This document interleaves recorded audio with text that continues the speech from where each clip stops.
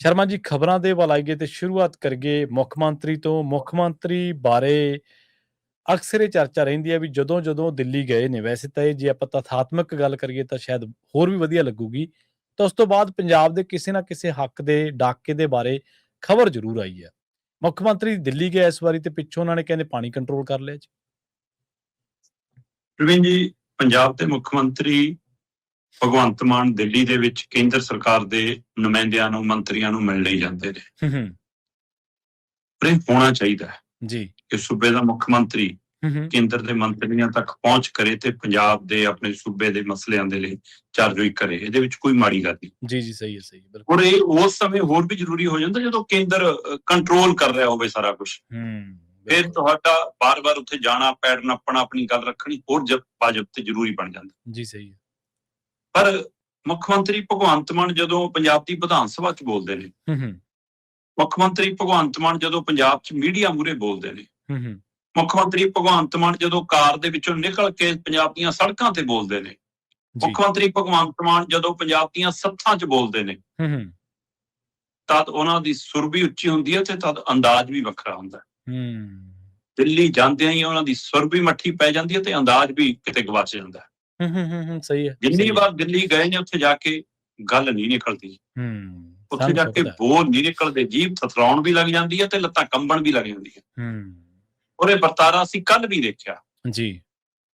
ਕੱਲ ਜਨਾਬ ਗਡਕਰੀ ਸਾਹਿਬ ਨੂੰ ਵੀ ਮਿਲ ਕੇ ਆਏ, ਜਨਾਬ ਕੱਲ ਸ਼ਿਵਰਾਜ ਚੌਹਾਨ ਨੂੰ ਵੀ ਮਿਲ ਕੇ ਆਏ। ਸ਼ਿਵਰਾਜ ਚੌਹਾਨ ਨਾਲ ਤਾਂ ਇਕੱਠਿਆਂ ਪ੍ਰੈਸ ਕਾਨਫਰੰਸ ਕਰਨ ਆਏ। ਠੀਕ ਹੈ।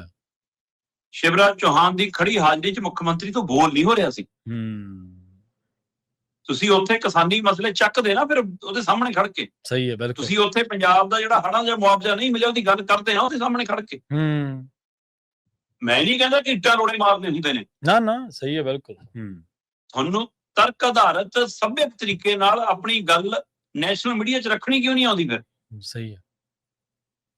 ਚਲੋ, ਕਹਿੰਦੇ ਜੀ ਮਿਹਰਬਾਨੀ ਬਹੁਤ ਹੋ ਜਾਂਦੀ ਹੈ ਦਿੱਲੀ ਵਾਲੇ ਤਾਂ ਜਦੋਂ ਮੁੱਖ ਮੰਤਰੀ ਜੀ ਜਾਂਦੇ ਨੇ। ਠੀਕ ਹੈ।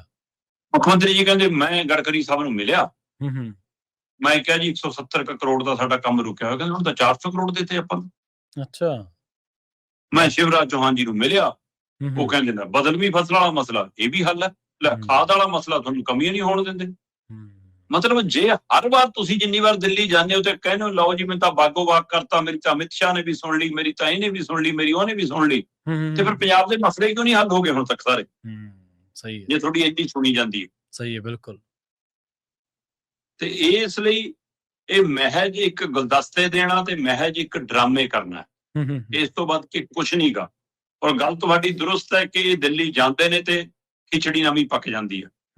ਕਿ ਤੋਂ ਡਰਾ ਕੇ ਗੁੱਠਾ ਲਵਾ ਲੈਂਦੇ ਨੇ। ਸਹੀ ਹੈ।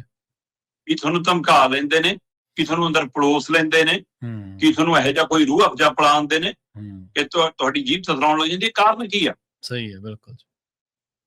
ਮੁੱਖ ਮੰਤਰੀ ਸਾਹਿਬ ਕੱਲ ਦਿੱਲੀ ਸੀ ਤੇ ਇੱਧਰ ਪੰਜਾਬ ਦੇ ਵਿੱਚ BBMP ਦੇ ਕੰਟਰੋਲ ਕਰਨ ਤੇ ਮੋਹਰ ਲਾਤੀ ਕੇਂਦਰ ਨੇ। ਤੁਸੀਂ ਦੇਖੋ ਕਿ ਜਦੋਂ BBMP ਵਾਲੇ ਇੱਕ ਤੈਅ ਕਰਦੇ ਨੇ ਕਿ ਵੀ ਹੁਣ ਪਾਵਰ ਵਾਲਾ ਵੀ, ਇਰੀਗੇਸ਼ਨ ਵਾਲਾ ਵੀ ਮੈਂਬਰ ਪੰਜਾਬ ਹਰਿਆਣਾ ਤੋਂ ਨਹੀਂ ਹੋਊਗਾ, ਤੇ ਉਸ ਤੋਂ ਬਾਅਦ ਉਹ ਕਹਿੰਦੇ ਵੀ BBMP ਦੇ ਕੰਟਰੋਲ, ਸੁਰੱਖਿਆ ਕੰਟਰੋਲ ਦਾ ਮਾਮਲਾ ਵੀ ਸਾਡੇ ਹੱਥਾਂ 'ਚ ਹੋਊਗਾ। ਮੁੱਖ ਮੰਤਰੀ ਸਾਹਿਬ ਬੜੇ ਭੱਜੇ ਫਿਰਦੇ ਸੀ ਨਾ ਤਾਂ। ਸਹੀ ਹੈ, ਬਿਲਕੁਲ। ਬੜੇ ਡੈਮਾਂ ਦੇ ਗੇੜੇ ਗੂੜੇ ਕੱਢੇ ਸੀ। ਹੁਣ ਕੱਲ ਜਨਾਬ ਦਿੱਲੀ 'ਚ ਸੀਗੇ, ਕੇਂਦਰ ਸਰਕਾਰ ਦੇ ਨੁਮਾਇੰਦਿਆਂ ਨੂੰ ਮਿਲ ਰਹੇ ਸੀਗੇ, ਔਰ ਇੱਧਰ ਇਸ਼ਤਿਹਾਰ ਸਾਹਮਣੇ ਆਉਂਦਾ ਕਿ ਲਓ ਜੀ ਸਾਨੂੰ 2 ਮੈਂਬਰ ਚਾਹੀਦੇ ਨੇ ਪੂਰੇ ਭਾਰਤ 'ਚੋਂ, ਇੱਕ ਇਰੀਗੇਸ਼ਨ ਵਾਲਾ, ਇੱਕ ਪਾਵਰ ਵਾਲਾ। ਆਹ ਨਿਯਮ ਜਿਹੜਾ ਪੂਰੇ ਕਰਦਾ ਆ ਜਾਓ, ਪੰਜਾਬ ਤੇ ਹਰਿਆਣਾ ਦਾ ਭੁੱਲ ਜਾਓ। ਹਰਿਆਣਾ ਹੋ ਸਕਦਾ ਲੈ ਲੈਣ, ਪਰ ਪੰਜਾਬ ਦਾ ਨਹੀਂ ਲੈਂਦੇ। ਜੀ ਸਹੀ ਹੈ। ਜੇ ਹਰਿਆਣਾ ਨਹੀਂ ਵੀ ਲੈਣਗੇ ਤਾਂ ਵੀ ਕਹਿੰਦੇ ਕਿ ਹਰਿਆਣੇ ਦੇ ਹੱਥ ਤਾਂ ਪੂਰਾ ਕੰਟਰੋਲ ਹੈ, ਪਾਵਰ ਮਿਨਿਸਟਰ ਤਾਂ ਹੁਣ ਖੱਟ ਰਿਹਾ, ਤੇ ਫਿਰ ਅਗਲਿਆਂ ਦਾ ਕੰਟਰੋਲ ਹੈਗਾ, ਤੁਹਾਡੇ ਹੱਥ ਕੀ ਆ? ਜੀ ਮਤਲਬ ਜੇ ਪ੍ਰਵੀਨ ਜੀ ਤੁਹਾਨੂੰ ਸਾਨੂੰ ਇਹ ਜਾਣਕਾਰੀ ਹੋ ਸਕਦੀ ਹੈ ਤੇ ਮੁੱਖ ਮੰਤਰੀ ਨੂੰ ਪਤਾ ਹੀ ਨਹੀਂ ਦਿੱਲੀ ਬੈਠੇ ਨੂੰ ਕਿ ਹਾਂ ਮੇਰੇ ਸੂਬੇ 'ਚ ਕੀ ਹੋ ਰਿਹਾ, ਉਹਦੇ ਕੋਲ ਇਨਫੋਰਮੇਸ਼ਨ ਹੀ ਨਹੀਂ। ਤੁਸੀਂ ਜੇ ਸੰਬੰਧਿਤ ਮੰਤਰੀਆਂ ਨੂੰ ਨਹੀਂ ਮਿਲ ਸਕਦੇ ਤਾਂ ਘੱਟੋ ਘੱਟ ਤੁਸੀਂ ਮੀਡੀਆ 'ਚ ਸਵਾਲ ਰੱਖੇ ਹੁੰਦੇ ਇਹ ਕਿ ਦੇਖੋ ਜੀ ਆਹ ਕਰ ਰਹੇ ਨੇ ਸਾਡੇ ਨਾਲ।